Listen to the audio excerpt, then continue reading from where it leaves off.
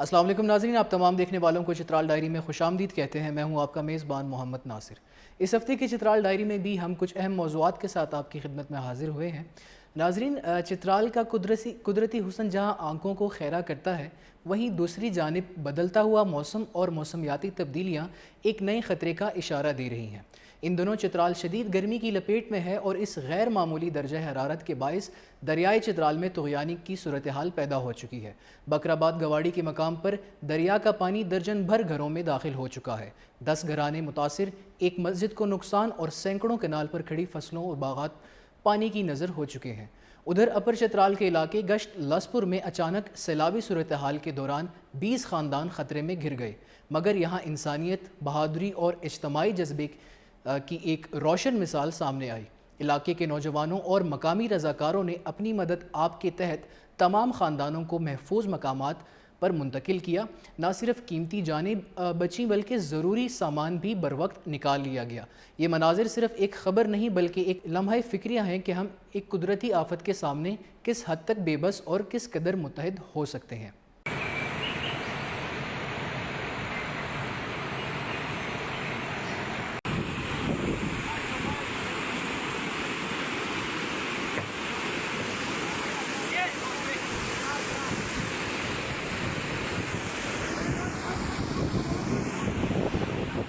Deputy commissioner lower Chitral Rao Hashim Azeem کا Shandur road اور کوغوزی نالے کا دورہ۔ ڈپٹی کمشنر لوور چترال نے عوامی مطالبے پر چترال شندور روڈ اور کوغوزی نالے کا دورہ کیا۔ اس موقع پر ایڈیشنل ڈپٹی کمشنر جنرل اور NHA اتھارٹی افسران بھی موجود تھے۔ ڈپٹی کمشنر نے شندور روڈ پر جاری تعمیراتی کام کا جائزہ لیتے ہوئے افسران کو ہدایت کی کہ وہ کام میں درپیش تمام رکاوٹوں کو فوری طور پر ختم کریں۔ کوغوزی نالے پر پل کی صورتحال کا بھی معائنہ کیا گیا، جہاں ڈپٹی کمشنر نے متعلقہ اداروں کو فوری اقدامات کی ہدایت کی۔ ان احکامات پر عمل کرتے ہوئے کام کا آغاز کر دیا گیا ہے تاکہ علاقے کو ممکنہ سیلابی خطرات سے محفوظ رکھا جا سکے۔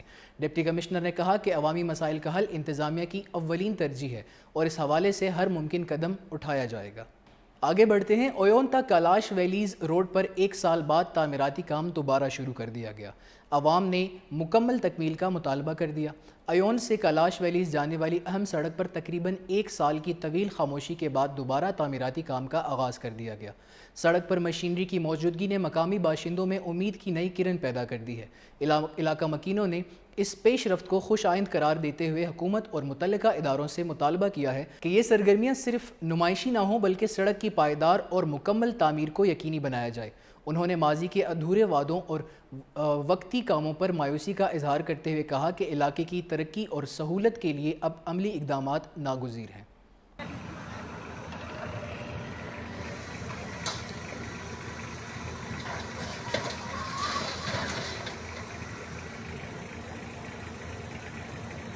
آگے بڑھتے ہیں اور آپ کو بتائیں کہ شندور پولو فیسٹیول میں شاندار کامیابی حاصل کرنے والی چترال اے ٹیم نے وزیر اعلیٰ خیبر پختونخوا علی امین گنڈاپور سے ملاقات کی۔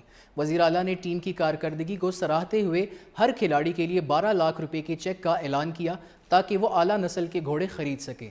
اس کے ساتھ ساتھ شندور اور چترال کے پولو گراؤنڈ کو جدید سہولیات سے آراستہ کرنے کے لیے بھی احکامات جاری کیے گئے۔ انہوں نے متعلقہ اداروں کو ہدایات دیں کہ کھلاڑیوں کو تمام ضروری سہولیات جلد از جلد فراہم کی جائیں۔ وزیر اعلیٰ نے کہا کہ صوبائی حکومت نے نوجوانوں کو روایتی کھیلوں کی سرپرستی کے لیے پرعزم ہے اور ہر ممکن تعاون جاری رکھا جائے گا۔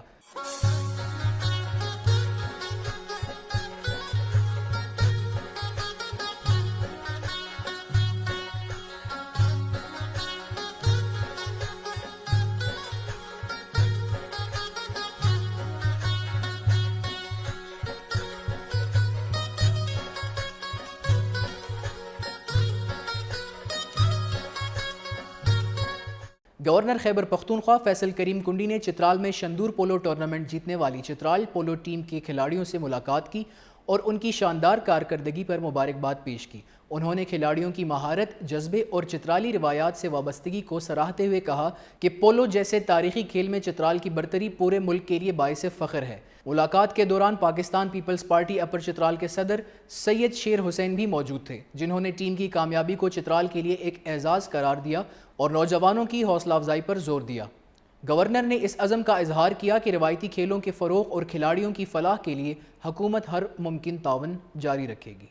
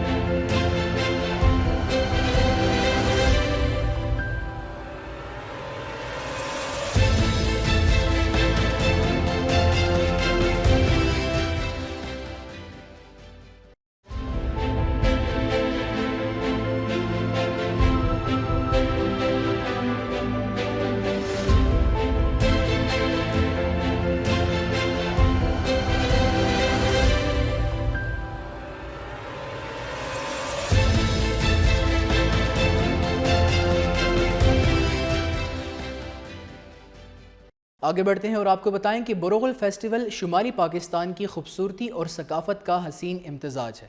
چترال کے شمال ترین علاقے بروغل میں منعقد ہونے والا بروغل فیسٹیول ایک مقبول سیاحتی اور ثقافتی ایونٹ ہے جو ہر سال 14 سے 17 اگست کے درمیان منایا جاتا ہے۔ یہ 3 سے 4 دنوں پر مشتمل رنگا رنگ تقریبات نہ صرف مقامی روایات کا عکاس ہوتی ہیں بلکہ ملک بھر سے سیاحوں کی توجہ کا مرکز بھی بنتی ہیں۔ فیسٹیول میں منعقد ہونے والے دلچسپ مقابلوں میں روایتی ہارس پولو، منفرد یاک پولو اور بزکشی شامل ہے جنہیں دیکھنے کے لیے شائقین دور دراز علاقوں سے آتے ہیں۔ بزکشی وہ قدیم کھیل ہے جس میں گھوڑوں پر سوار کھلاڑی بکری کی لاش کو میدان میں ایک مخصوص مقام تک لے جاتے ہیں۔ یہ کھیل اپنی طاقت، مہارت اور جوش و خروش کے لیے جانا جاتا ہے۔ فیسٹیول کے دوران دیگر ثقافتی سرگرمیوں میں روایتی رقص، مقامی موسیقی، دستکاریوں کی نمائش، فوڈ سٹالز، خیمہ بستی، یخ بستہ جھیلوں اور گھاس کے میدانوں کی سیر بھی شامل ہوتی ہے جو بروغل کی قدرتی حسن کو مزید اجاگر کرتی ہے۔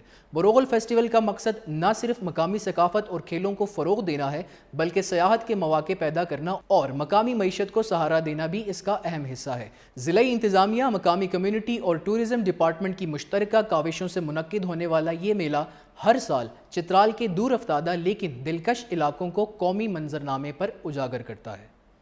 ناظرین، اسی بروغل فیسٹیول کے حوالے سے ہمارے پاس ایک خوبصورت شوریل ہے، آئیں شوریل کی جانب بڑھتے ہیں۔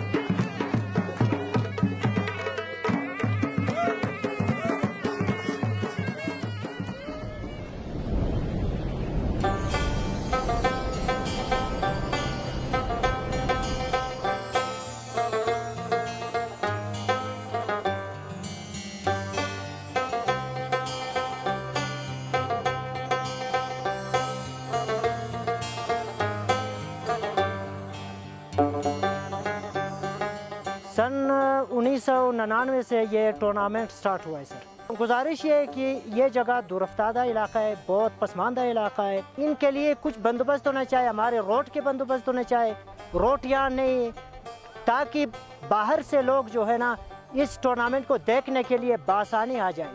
بجد دستان غابة 11 واست 16 واست كان خفيفة 11 واست.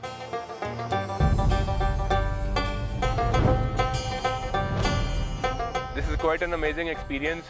At 12,000 feet, we have enjoyed yak polo, we have seen football, we have seen the traditional dance. All of that has been a very unique and a very enjoyable experience. یہاں پہ آج مجھے ڈنکی پولو دیکھنے میں بھی آیا، اس کی بھی 2 ٹیموں نے حصہ لیا۔ فوک ڈانسز جو ہیں اس میں لوکل کمیونٹی نے بڑھ چڑھ کر حصہ لیا۔ ہم پاکستان کے ایک سافٹ امیج، کلرفل امیج انشاءاللہ ہم پوری دنیا تک پہنچائیں گے۔